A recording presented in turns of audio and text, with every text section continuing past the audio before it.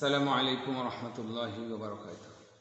আলহামদুলিল্লাহ ওয়াসসালাতু ওয়াসসালামু আলা রাসূলিল্লাহ আম্মা বা'দ। আউযু বিল্লাহি মিনাশ শাইতানির রাজিম। বিসমিল্লাহির রহমানির রহিম। সম্মানিত উপস্থিতি, আমরা চাই এমন একটি ইসলামী সমাজ যেখানে থাকবে না প্রগতির নামে কোনো বেজাতীয় মতবাদ, থাকবে না ইসলামের নামে কোনো মাযহাবী সংকীর্ণতাবাদ ইনশাআল্লাহ। একটা হাদিস মনে পড়ে গেল। রাসূলুল্লাহ সাল্লাল্লাহু আলাইহি সাল্লাম বলছেন, হাদিসের রাবী হচ্ছেন আব্দুল্লাহ বিন আমর রাদিয়াল্লাহু তাআলা। তিনি বলেন, রাসূল সাল্লাল্লাহু আলাইহি সাল্লাম বলছেন, বনী ইসরাইলের ইহুদি নাসরাদের যে অবস্থা হয়েছিল আমার উম্মতেরও ঠিক সেই অবস্থা হবে। যেমন এক পায়ের জুতা অপর পায়ের জুতার ঠিক সমান, বনী ইসরাইলরা ৭২ দলে বিভক্ত হয়েছিল। তাফাররাকাত সিনতাইন ওয়া সাবঈনা মিল্লাহ ওয়া তাফাররাকাত উম্মতি আলা সালাসিন ওয়া সাবঈনা মিল্লাহ।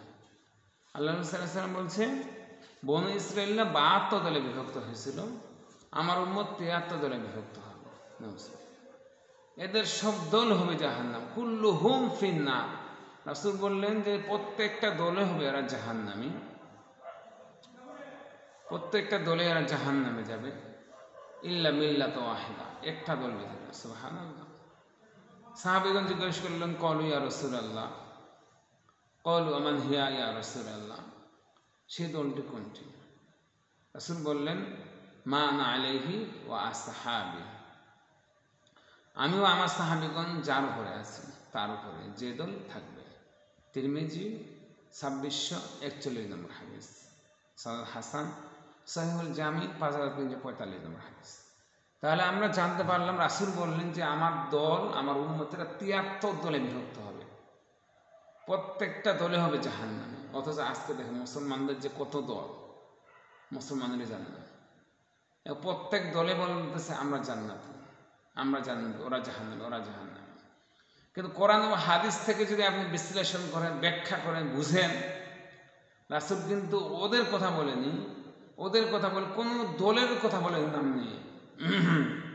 হানাফি সাহেব, হাম্বলি মাযহাবি, তরিকত, যত দল ফেরকা মাস কারো নাম কিন্তু বলছে না।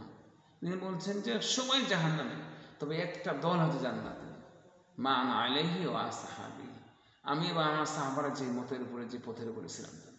আসুন, এক কথায় বলতে চললে কোরআন ও হাদিস যারা মেনে চলবে তারাই হচ্ছে সেই দলের অনুসারী ইনশাআল্লাহ।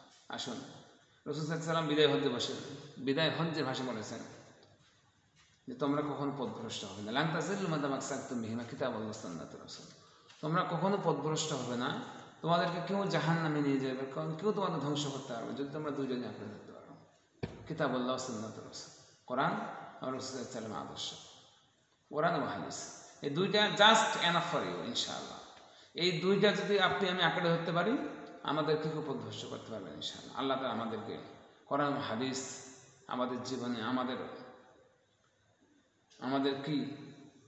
জীবনে, আমাদের সামাজিক জীবনে, রাষ্ট্রীয় জীবনে, পারিবারিক জীবনে যদি আমরা আমল করতে পারি ইনশাআল্লাহ। আল্লাহ তুমি কবুল করো। সুবহানাকা।